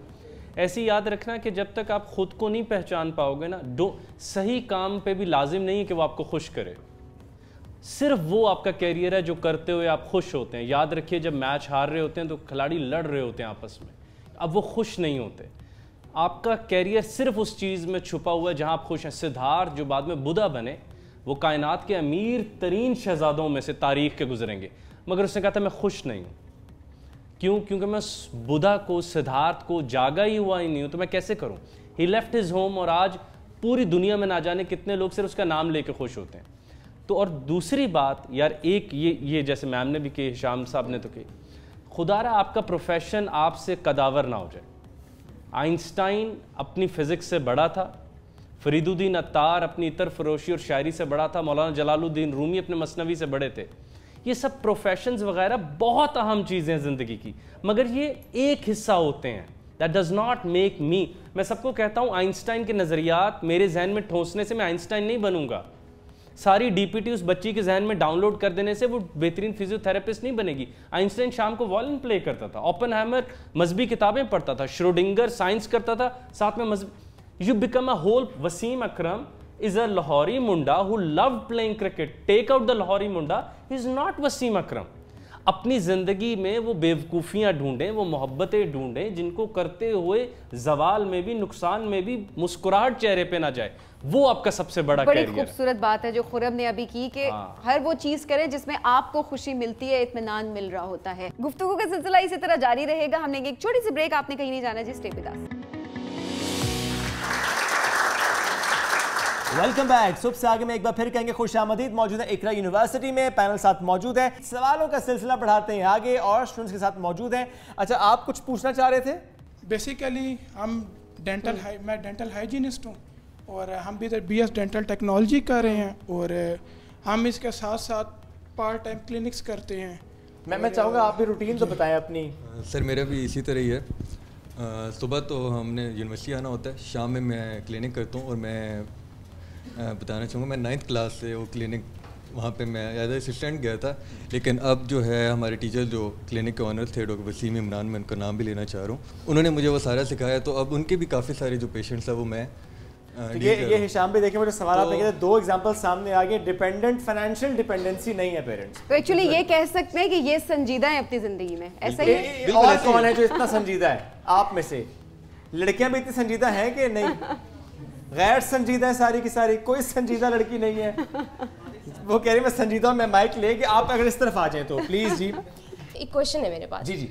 हम लोग यहाँ यूनिवर्सिटी में पढ़ते हैं, लेकिन हमारे पास जितना थ्योरी का टाइम होता है, हमारे पास उतना स्किल सीखने के लिए टाइम नहीं है। या क्या आपको लगता है कोई प्लेटफॉर्म नहीं? हमें प्लेटफॉर्म भी नहीं मिल रहा। प्लेटफॉर्म नहीं मिल रहा है। शाम को कह रहे हैं इंटरनेट भरा पड़ा, लेकिन कह रहे हैं प्लेटफॉर्म नहीं। ये वैसे ये डॉक्टर साहिबा से इसका जवाब बनता है कि बताएं जी, आप पढ़ाती हैं। And she is the student. बताएं जी, वो कह रही है कि उनको प्लेटफॉर्म भी नहीं मिल रहा, प्लेटफॉर्म और टाइम भी नहीं मिल रहा। आप लोग क्या करा रहे हैं इनसे? अच्छा नहीं, वो अभी वो 2 बच्चे आए थे, उन्होंने कहा था कि वो पार्ट टाइम जॉब्स कर रहे हैं और वो मैनेज कर रहे हैं। मुझे ऐसे लगता है कि जैसे मेरे स्टूडेंट्स हैं, वो मुझे कभी आके कहते हैं कि मैम इसके बाद हम पार्ट टाइम जॉब कर रहे हैं, हमें इस चीज़ के लिए टाइम नहीं मिला। जन्नत, मैं कंपनसेट करती हूँ ना उन बच्चों को। तो ऐसा है कि हमें एज ए टीचर भी पार्ट टाइम जॉब्स को, स्मॉल बिजनेसेस को, इन चीज़ों को प्रमोट करना चाहिए। मतलब ताकि स्टूडेंट उस 5 सालों का, 4 सालों का इंतजार ना करें कि इन 4 साल के बाद मैंने कमाना शुरू करना। लेकिन आप वो जो स्किल के लिए उन्हें समझ नहीं आ रहा कहाँ जाना है, उसके लिए क्या कर सकता है उस्ताद? फॉर एग्जाम्पल हमारे पास समर ब्रेक्स आते हैं, हम लोग अपनी ट्रांसक्रिप्ट लिए हुए हर जगह जा रहे हैं कि हमें इंटर्नशिप चाहिए। लिटरली द रिजेक्ट, मतलब डायरेक्टली रिजेक्ट करते हैं। रिजेक्ट क्यों करते हैं? देखते हैं, सी द लोगो, सी अच्छा ठीक है आपका GPA ठीक है, ओके, हमें उस जगह रेफरेंस डालना पड़ता है कि हमें बात करनी पड़ती है, हमें नहीं मिलता वहाँ पे। लिटरली मुझे 3 से 4 जगह नहीं मिला। I wasted my 2 months, like literally 2.5 months मैंने अपने बिल्कुल वेस्ट किए। मैंने इतना वेस्ट किया, मैंने हर जगह गई, एंड आफ्टर ऑल उस सब के बाद मुझे रेफरेंस के बाद मुझे वहाँ पर इंटर्नशिप्स मिली, मुझे नहीं मिली। डॉक्टर साहब यहाँ पर इसको थोड़ा सा, एक अलमिया है रेफरेंस वाला, इससे मैं डिसएग्री नहीं करूँगी, इस बच्चे की इस बात से मैं एग्री करूँगी। लेकिन शाम खुराम आप दोनों भी रिस्पॉन्ड करें, वाकई ये अलमिया है रेफरेंस का पाकिस्तान में? वक्त के हिसाब से जब दुनिया तरक्की कर रही है, टेक्नोलॉजिकल एडवांसमेंट हो रही है, तो आसान काम नहीं है कि प्राइवेट या गवर्नमेंट सेक्टर के कोलैबोरेशन से एक ऐसे पोर्टल्स आ जाएं जहाँ पे ये जो यूनिवर्सिटी स्टूडेंट्स हैं इनका डेटा वहाँ पे फीड हो जाए, और जो अदारे हैं वो भी वहीं पे मार्केट प्लेस, जैसे मार्केट प्लेस है, और फिर प्लेसमेंट्स आसान हो जाएं। तो टेक्नोलॉजी का इस्तेमाल करें, ज़िंदगी आसान करें। क्यों अभी वापस उसी दौर पे हम जिंदा हैं जबकि दुनिया हमसे 10 कदम आगे निकल गई है। इट इज़ अबाउट टाइम कि we start using technology to और ये यूनिवर्सिटी भी कर सकती है स्टूडेंट्स के लिए। अच्छा, यूनिवर्सिटी से ही तो स्टार्ट होता है। फेसबुक जिसको आज आप सारे यूज करते हैं, it was a university dorm project जो कि दोस्तों के बीच में हुआ, फिर वो और बात है, मार्क ज़करबर्ग साहब ले गए और क्या कुछ किया, वो अलग कहानी है। बट यूनिवर्सिटी के अंदर जो यूनिवर्सिटी ये फर्स्ट मूवर एडवांटेज लेगी, जो भी यूनिवर्सिटी ये फर्स्ट मूवर एडवांटेज लेगी कि वो टेक्नोलॉजी का इस्तेमाल करके, चाहे वो मार्केट प्लेस फॉर जॉब्स हो, चाहे वो मार्केट प्लेस फॉर इंटर्नशिप्स हो, चाहे वो स्किल सेट को जो है वो एक मार्केट प्लेस पे रख लें कि अदारे बाहर बैठे हुए उस स्किल सेट को एक्सेस कर पाएँ, वो यूनिवर्सिटी ना सिर्फ स्ट्रक्चर में इतनी बड़ी होगी बल्कि वो that would become a Harvard of Pakistan, क्योंकि उसके अंदर इतने ट्रांसपेरेंट सिस्टम्स होंगे। ट्रांसपेरेंट का वर्ड मैंने टेक्नोलॉजी के बीच में क्यों लेके आ गया? इसलिए लेके आ गया कि जहाँ टेक्नोलॉजी होगी ना साहब, वहाँ पे ट्रांसपेरेंसी होगी, वहाँ पे फिर सिफारिशें, वहाँ पे फिर रेफरेंसेस सब के सब जो है ओवरलुक हो जाते हैं, बिकॉज सब कुछ जो है वो 1+1 2 है, 1+1 11 नहीं हो सकता। ये टेक्नोलॉजी, ये वैसे बड़ी ज़बरदस्त बात है। चलिए एक चीज़ मैं थोड़ी सी ऐड करूँगी, आप दोनों में चाहूँगी इस पे ऐड जरूर करें। मेरे ख्याल हमारे जो टीचिंग मेथड्स है वो भी काफ़ी पुराने हैं कि हम ट्रेडिशनल टीचिंग मेथड्स की तरफ ही जा रहे होते हैं। टीचर को डायरेक्ट कह दिया। अगर क्योंकि पर्सनली ऐसी डिग्री में मैं भी रही हूँ जहाँ पर मैंने ये देखा कि एक प्रैक्टिकल डिग्री थी लेकिन उसमें सिर्फ थ्योरी पढ़ाई जा रही थी, और आज वो थ्योरी जो है टू बी वेरी ऑनेस्ट मेरे किसी काम नहीं आ रही। आपने 1901 में पढ़ा था सभी? नहीं थी, पुरानी बात नहीं है, 2018 की बात है। Still it's very old.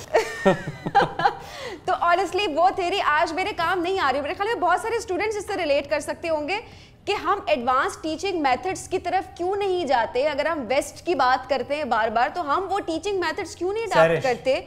सैरिश, मैं आपसे चाहूँगी इसका जवाब ज़रूर दें। हाँ, मैं आपकी बात से किसी हद तक जो है वो एग्री करूँगी, किसी हद तक डिसएग्री करूँगी कि हमारे नए जितने भी टीचर्स आ रहे हैं वो कोशिश कर रहे हैं कि वो एडवांसमेंट पे काम करें। वो साथ साथ आपको जब भी कुछ पढ़ा रहे हैं, कोई एक सर्टेन टॉपिक पढ़ा रहे हैं, वो उसकी इम्प्लीमेंटेशन बता रहे होते हैं, मुझे ऐसे लगता है बता रहे होते हैं। साथ रिसर्च उस पर किस तरह चल रही है, अभी उस पर क्या काम हो रहा है, आने वाले टाइम में उस पर किस काम का है कि हम ये काम इस पर कर सकते हैं। टीचर्स ये चीज़ें ऐड करते हैं।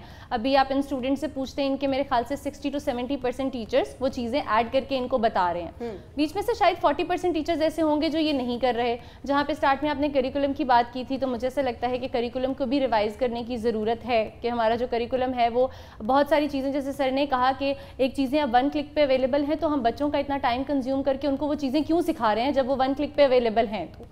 तो मुझे ऐसे लगता है कि वो करिकुलम भी थोड़ा पुराना हो चुका है, उसको भी रिवाइज करने की ज़रूरत है और उस करिकुलम की वजह से टीचर भी बाउंड है कि उसने उसी करिकुलम को फॉलो करके बच्चों को उसी तरह से पढ़ाना है। टीचर अपना इनपुट इसमें कैसे डाल सकता है कि वो उसको बच्चों को उसकी इम्प्लीमेंटेशन अलग से बता रहा है कि यार ये चीज़ हमने पढ़ ली, ये चीज़ हमारी अप्लाई यहाँ पे होगी, ये चीज़ हमने पढ़ ली, रिसर्च की फील्ड में ये चीज़ यहाँ पे जो है वो यूटिलाइज होगी। तो मुझे ऐसे लगता है कि जी खुरम हमारा हमसाया मुल्क अभी चांद पर गया तो पहला उनका जो मिशन है दैट वाज नॉट सक्सेसफुल।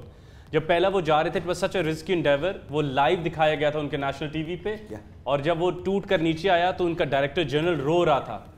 तो उससे एक टीवी वाले ने पूछा कि आपको क्या मिला, आपके मुल्क में तो इतने ज़्यादा लोग रोडों पर बैठते हैं वॉशरूम के लिए, कोई सहूलियात नहीं है, इतनी आज़ादी की तहरीकें, आप चांद पर जा रहे हैं, व्हाट हैव यू अचीव्ड? उसने कहा जब वो टूट कर नीचे आ रहा था ना, half of the India was reading physics. That's what I have achieved. Absolutely. Yes. जब वो अगली दफा भेजा तो वो कितनी को देर मजदूर करियाने वाला छल्ली वाला दूर रह लेगा उस खबर से कि चांद पर है, उतरा जा सकता है। ये तरजीहात समाज तय करता है। जो भाई ने बात की कि अगर हमारा तालीमी निज़ाम अच्छा नहीं है, मैं एक एग्जाम्पल देता हूँ हिशाम भाई से लेते हुए बात। मेरे पाँव में ज़ख्म हो जाए, हुकूमत का अस्पताल ना हो तो खून बहने देता हूँ, करता हूँ ना कोई चालाकी। यार यही चालाकी मैंने इल्म के साथ करनी है कि अगर यूनिवर्सिटी ने ना दिया, रियासत ने ना दिया, तो वमयुतुल हिकमत फ़कत ऊतिया खैरन कसीरा तो अरब में उतरा था, उधर कौन सी यूनिवर्सिटी थी? That means I can become knowledgeable by extending myself, by meeting good people, by going through some good content on the internet. और गूगल के ज़माने में ये कहना कि मैं जानता नहीं हूँ, ये ज़्यादती है, ये नामुमकिन बात है। इससे हमें तो ये ज्यादती नहीं है कि जिम्मेदारी सिर्फ किसी और पे डाल देना। ये अदारे मुझे सपोर्ट के लिए बनाए जाते हैं और अगर मैं संजीदा नहीं हूं, I am not serious about it, nothing, no one can save me. चले कुछ बच्चे अच्छे स्कूलों में नहीं गए, कुछ तो जाते हैं ना। पाकिस्तान ने 73 सालों में, I am N academician by the way, 73 सालों में एक थ्योरी नहीं दी। मैथ मेडिकल में कोई है हमारी थ्योरी मैम, पाकिस्तान की थ्योरी? सोशल साइंस में नहीं, बीबीए में कोई है पाकिस्तान की थ्योरी? सर आईटी में कोई थ्योरी हो हमारी? हिशाम भी तो कह देंगे मीडिया ने लानी थी थ्योरी भी। नहीं वो तो मैं इस पॉइंट को क्लैरिफाई प्लीज आप हल्का सा वो भी बताएं कि आपने इनकलाब यूट्यूब से आप जाती तौर पर लाए ना। इसी पॉइंट पे आ रहा हूं ना, मैं सेल्फ ब्रैग नहीं करना चाहता कि आज पाकिस्तान की ITES information technology export services पिछले 4 सालों में 200 बिलियन USD का इजाफा हुआ है। ये उन्हीं बच्चों ने इजाफा किया है जिनको आगाही मिल गई, लेकिन ये भी ज़हन में रहे कि ये बच्चे अपने मुस्तकबिल के बारे में सीरियस हैं। एक बात, अब इस 200 को 1 बिलियन तक कन्वर्ट करने में कंस्ट्रेंट्स आ रहे हैं। मैं आपके सवाल का बरसरे एहतराम जवाब देना चाहता हूँ दोस्त, प्लीज़ समझिएगा ज़रा। रूरल एरियाज़ में इंटरनेट पेनिट्रेशन नहीं पहुँची। उत्थे शामी बाबा जी हले वह के ना टीवी लगाते हैं तो पोते दोतरे सारे वह के टीवी देखते हैं। That is the reality for Gilgit Baltistan, Kashmir, Balochistan, KPK, ex-FATA. हमारी इंटरनेट पेनिट्रेशन अभी तो पार्टी शुरू हुई है, अभी तो बहुत ज़्यादा हम लोगों को मराहिल तय करने। उस इंटरनेट पेनिट्रेशन तक पहुंचने के लिए इंटरनेट एक्सेस चाहिए होगा ना, मतलब जाहिर टेलीविज़न हर जगह पे पहुंचा हुआ है। उस टेलीविज़न पे अगर आज अब आगाही का परचम बुलंद कर दें कि ये भी एक दुनिया है, बच्चा स्ट्रगल करेगा, निकलेगा अपने इलाके से और जाएगा मेन स्ट्रीम की तरफ। बच्चा स्ट्रगल करने के साथ साथ अपना पॉइंट ऑफ व्यू भी रेज करेगा। गुफ्तगू का सिलसिला इसी तरह जारी रहेगा। हमने एक छोटी सी ब्रेक, आपने कहीं नहीं जाना जी, स्टे विद अस। सबसे आगे में एक बार फिर कहेंगे खुशामदीद, सवालों का सिलसिला बढ़ाते हैं आगे। इनका सवाल है जी, क्या पूछना चाहेंगे? संजीदगी की बात हुई कि आप खुद से कैसे संजीदा हैं, तो मुझे संजीदा करने वाला एक टीचर था जिसका नाम मेरे सामने सर बैठे हुए हैं, सर हिशाम सरवर हैं,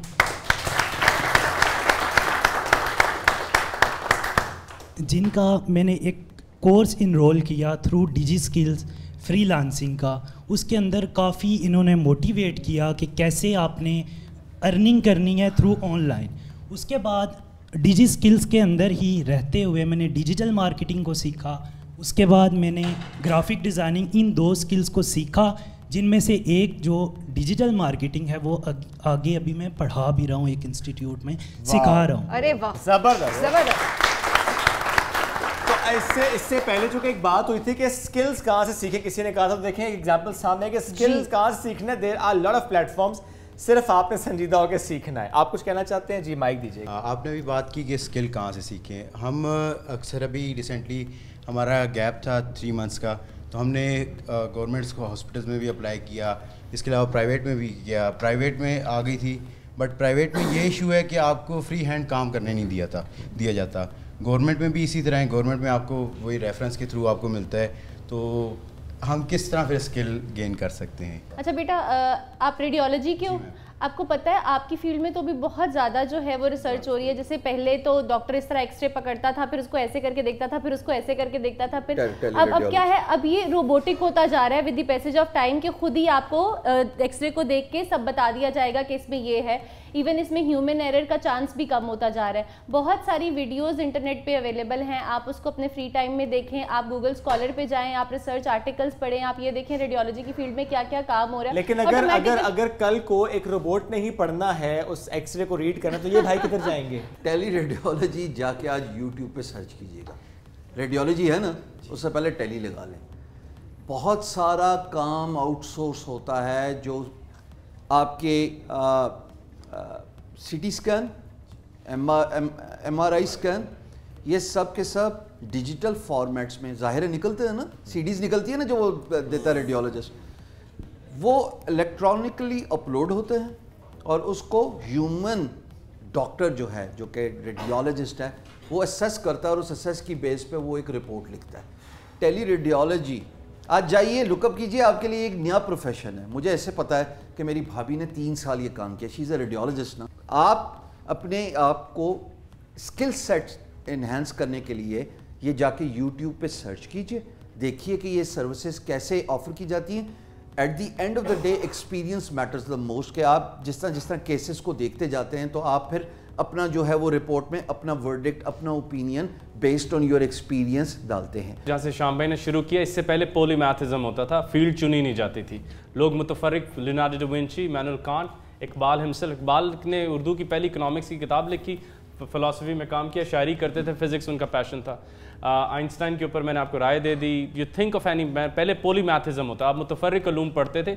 21वीं सदी में एहसासात सबसे बड़ा फ्रंटियर होंगे, वरना चैट जीपीटी ने अभी फ्री है चैट जीपीटी, हमें अपनी अक्ल दिखा दी है कि वो इलूम जो हमने 50,000 साल तहजीब में इकट्ठे किए थे, यू जस्ट प्रेस एंटर और अब पानी का गिलास पीने से पहले लुक एट द स्क्रीन, 50,000 साल तहजीब का सफ़र किया है। Only thing that chat GPT does not know कि उसके पास ख्यालात तो हैं, उसके पास हाल नहीं है। खुर्रम ने एआई की बात किया है। हिशाम, मैं चाहूँगी कि 2030 में एआई का कितना स्कोप होगा और कितना रोल प्ले करेगा वो जॉब अपॉर्चुनिटीज़? ये बात तो बिल्कुल तय है कि मशीन के अंदर आईक्यू तो है, विजडम नहीं होगा, नॉलेज फेड है वो, यानी उस पर नॉलेज तो सारा डेटा तो फीड किया हुआ ना, विजडम नहीं है।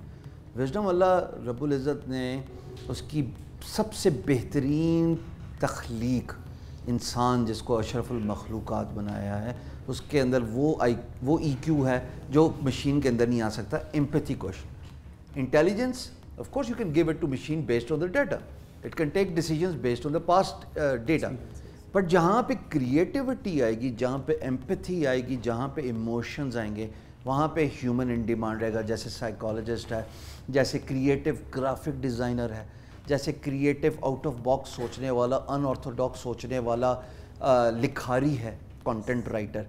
तो ये बात आपको समझना है कि इंसान को ख़तरा इंसान से है मुस्तकबिल में, इंसान को ख़तरा इंसान से है। आगे थोड़ी वजाहत करूँ इसकी?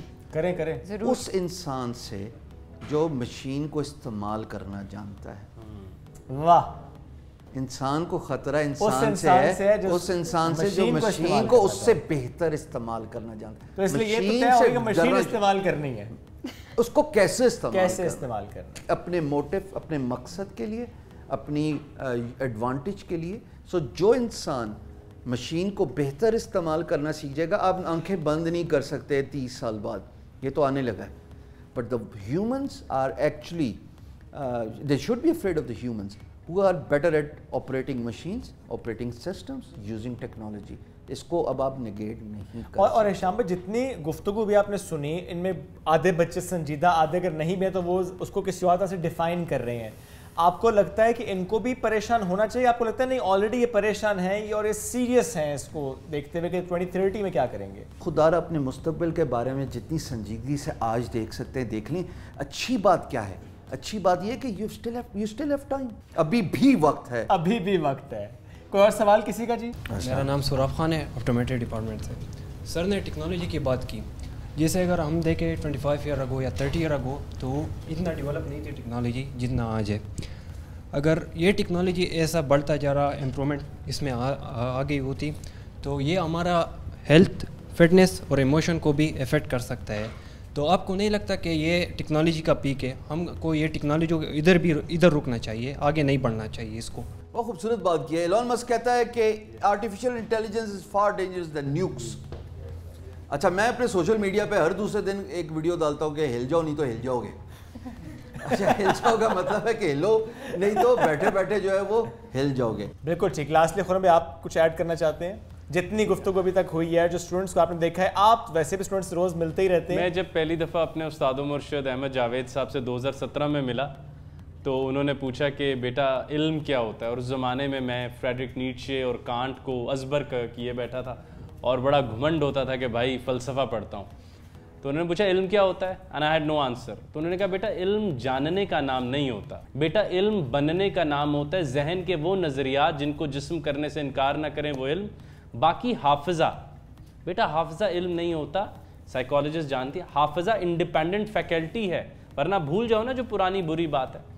तो बेटा इल्म जदीद दौर में उतना ही होगा जितना तुम करना चाहते हो, वरना कल फांसी वाला जिसने 302 जिसको कल फांसी लगनी हो उसे जाके कहो मेरे बेटे के लिए 10 नसीहतें लिख दे, तो वो आइडियल बातें लिख सकता है। पूछो कर सकते थे? वो है जदीद चैलेंज।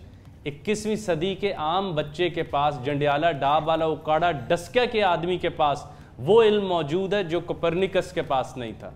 मगर सवाल ये कि क्या वो उसके ऊपर चलने को तैयार है? तो उसके लिए है कि इल्म में जानने और बनने के फ़र्क को ख़त्म करे। कदीम दौर में कहा ही आपको बीइंग जाता था, आप इंसान थे बिकमिंग के सफ़र में, नोइंग के सफ़र में नहीं। Knowing is the easiest part which Elon Musk and they want to put a chip. So आपकी प्रोसेसिंग तेज़ हो, वो कहते हैं इसलिए कि कैलकुलेटर था तो कैलकुलेटर उधर यूज़ करते हो ना जी, तो कहते हैं इधर लगाने में क्या मसला है। फ़ोन उधर यूज़ करते हो तो थोड़ा अंदर कर देते हैं, क्या मसला है, या ग्लासेस। सो अपने बनने के सफ़र को इंसान जैसा बनाएं। जानने का सफ़र तो इंसान जैसा कभी भी हो सकता है।